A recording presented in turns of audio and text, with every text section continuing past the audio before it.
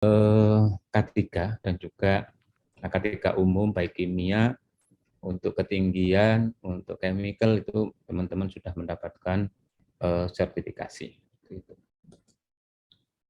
Dan PLTU Python ini banyak sistem manajemen yang diadop, jadi terkait mutu kita 90.001, untuk OSAS di 18.000, untuk sistem SML ya, sistem manajemen lingkungan di 14.000, SMK3 untuk sistem manajemen K3-nya kita sudah alhamdulillah kemarin mendapatkan bendera emas terkait itu sistem SMP-nya, sistem manajemen pengamanan kita mendapatkan dari kepolisian. Juga kita dalam laboratorium kita punya ISO 17025 ini terkait akreditasi dari KAN, dan untuk sistem manajemen aset ya itu di 55.000 dan di sistem manajemen energi di 50.001. Ini harus kita penuhi dalam menjalankan pembangkitan di PLT. Jadi ada 4 hal tadi: keselamatan instalasi, keselamatan umum, keselamatan lingkungan, dan keselamatan kerja. Yang utama adalah keselamatan kerja, yaitu kita menjadikan komitmen bagaimana K3 ini bisa diterapkan safety first, terus kita jalankan. Keselamatan instalasi memastikan kelayakan operasi, orang yang mengoperasikan, sertifikasi dari peralatannya, alat angkutnya kita harus pastikan, keselamatan umum dari keamanan dari masyarakat. Kita juga apa yang punya CSR corporate sebagai apa ya bukti kita responsibel terhadap lingkungan sekitar, dan juga kita fokus untuk keselamatan lingkungan. Jadi proper emas itu yang pertama kalau nggak memenuhi, nggak taat itu hitam, yang kedua itu merah, ini ada yang belum taat, yang ketiga itu biru ini taat, yang hijau ini taat, ada inovasi, ada improvement, dan yang emas ini improvement di 10% dari nilai hijau tadi, dan juga punya masyarakat. Jadi alhamdulillah Python ini mendapatkan 3 kali proper emas secara berturut-turut, dan semoga di tahun ini juga mendapatkan lagi. Jadi pengelolaan keselamatan kerja kita sertifikasi Perfecting, AK3, PPGD, pekerjaan tempat terbatas, open space. Di sini ada pekerjaan di ketinggian, alat angkut, emergency simulasi, dan juga business continue plan untuk simulasi BJP-nya. Jadi kayak kemarin itu kalau COVID itu memang harus kita lakukan BCP, dan beratnya di sewaktu COVID itu kita belum punya benchmark, best practice ya. Pasti bagaimana pengelolaan COVID. Jadi waktu kita kena COVID itu kita nyontoh kemana itu bingung. Jadi memang kita harus fokus untuk pengelolaan ini karena hampir interrupted terhadap bisnis ini. Jadi kemarin sampai tinggal 2 shift saya, karena teman-teman itu harus dikarantina dan masuknya harus melalui proses apa itu karantina juga untuk memastikan biar nggak tertular. Memang berat tahun 2020 itu, terutama di tahun 2020 itu berat sekali karena hampir 2 shift teman-teman sudah 12 jaman sambil kita melakukan testing agar teman-teman ini aman untuk kondisinya dan juga tidak menular ke tempat yang lain. Akan tetapi dari luar itu ada potensi karena teman-teman itu kan bergabung dengan masyarakat dan sebelum masuk itu harus kita karantina. Jadi memang bisnis continue plan itu harus kita lakukan seperti itu. Sedangkan untuk sistem yang kita lakukan itu ada permit to work, ada lock out take out, ada pengelolaan hot work terhadap pengelasan ataupun penggantian material yang menggunakan apa itu pemanasan, seperti ganti jurnal macam-macam. Kita ada program IZAT, safety induction, safety man yang terus berjalan, lab audit seperti itu. Dan kita harus punya PMK, kita permajakan, juga manajemen APD. Jadi manajemen APD ini kelihatannya nggak begitu penting, akan tetapi ini urgent sekali karena awalnya itu adalah bentuk kedisiplinan, bagaimana kita menyiapkan APD buat teman-teman, baik sarung tangan, masker, sepatu safety, helm, maupun APD khusus yang dilakukan teman-teman di pekerjaannya, dan kita monitoring itu. Bentuk kita fokus untuk agar teman-teman safe dalam bekerja. Untuk culture memang culture itu merubah suatu perubahan ini yang paling berat itu di culture itu, perubahan budaya. Kalau terhadap paling cepat sebenarnya teknologi untuk merubah culture ini, yang kedua itu sistem, dan yang ketiga itu merubah terhadap orang. Memang kita sulit untuk melakukan perubahan itu kalau cuma ngomongi ataupun itu, memang harus perubahan secara sistem itu lebih cepat. Dan teknologi yang kita gunakan selama ini seperti dalam bentuk CCTV ataupun one gate system itu sangat membantu untuk mengeliminir terjadinya kecelakaan kerja seperti itu. Ini kami melakukan pembekalan, toolbox meeting ini untuk teman-teman yang akan bekerja. Jadi kalau ada stop program, jadi siapapun bisa melakukan menyetop pekerjaan untuk siapapun. Jadi untuk unsafe condition maupun unsafe action. Jadi unsafe condition terhadap kondisi yang tidak aman ataupun dari kegiatan-kegiatan orang yang bekerja itu yang tidak aman, unsafe action.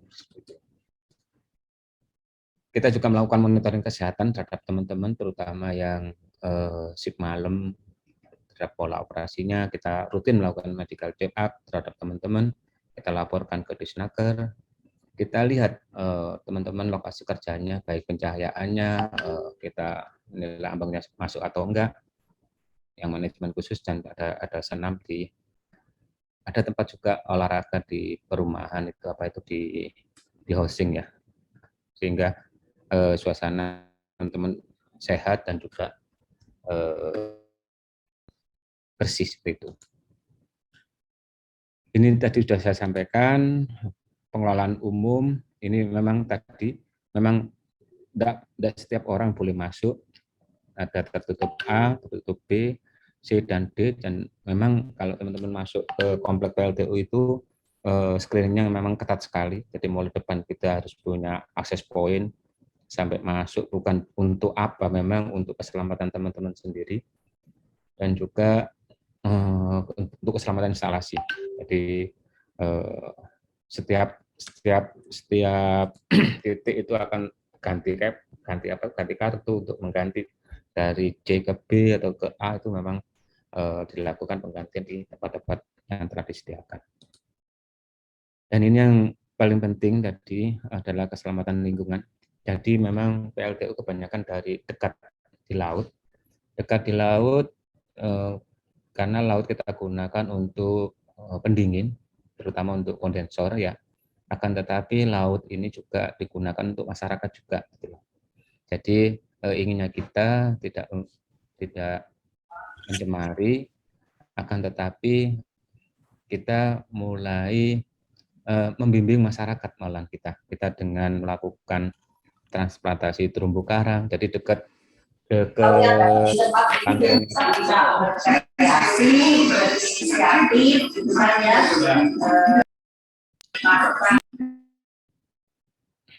ya, izin saya lanjutkan. Jadi dekat pantainya Python itu ada 4 hektar terumbu karang. Itu kita lakukan monitoring, kita lakukan inseminasi ke tempat-tempat lagi gitu loh. Jadi di sana ada 4 hektar, di sana ada Nemo, jadi mungkin bangsring nggak kalah bagus di tempat Python. Itu nggak sampai 2 meter, itu saya 2-3 kali saya ke sana, itu bagus sekali. Dan juga kita juga menjaga untuk keanekaragaman hayati. Di sana itu banyak spesies baik ikan, kita ada burung, di sana ada capung, kupu-kupu itu alhamdulillah masih ada dan kita monitoring jumlah maupun kondisinya. Ada program rutin ini terkait proper tadi dan juga ada pemanfaatan fly ash dan bottom ash seperti itu. Ini yang tadi saya sampaikan di bawah lautnya dekat Python itu kita itu ada Nemo di sini, ini Nemo ini, dan ini ada 4 hektar dan di dekat sana itu juga ada di sini ada monyet burung ataupun capung. Kalau di bawah laut ini memang banyak macam-macamnya. Nah, setelah itu dalam program CSR kami merasa dengan masyarakat sekitar itu dengan laut kami bertahan hidup. Jadi PLTU ini memang membutuhkan laut tadi untuk kondensor, tetapi di sekitar juga para nelayan itu juga bertahan hidup dari penggunaan air lautnya di sekitar mereka. Jadi kita rubah budaya-budaya dari teman-teman yang selama ini itu memakai bondet dalam hal memancing. Kita ajari teman-teman, kita buatkan kubus berongga, apartemen fish, kita buatkan kayak budu itu dalam penangkapan ikan. Itu ya juga kita lakukan agar kelestarian pantai di daerah PLTU Python berjalan dengan baik. Di sana juga kalau teman-teman ke Python ada wisata, kita bentuk dengan masyarakat dengan bumdesnya sana itu wisata bahari Python.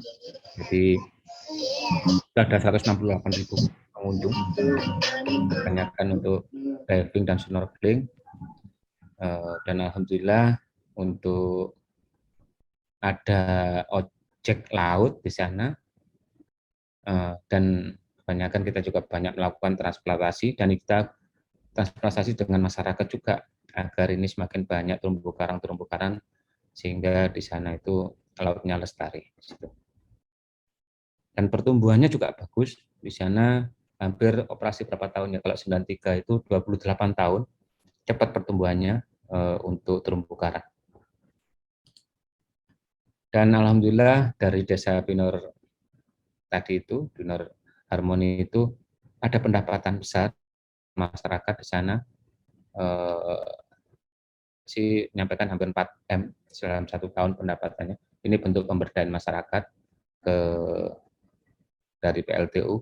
Jadi kita nggak banyak melakukan giving secara charity ataupun bangun apa, tapi ini adalah bentuk empowerment ya terhadap masyarakat sekitar itu agar punya penghasilan dan juga rutin dan juga sustain untuk kehidupan di sekitar masyarakat PLTU seperti itu.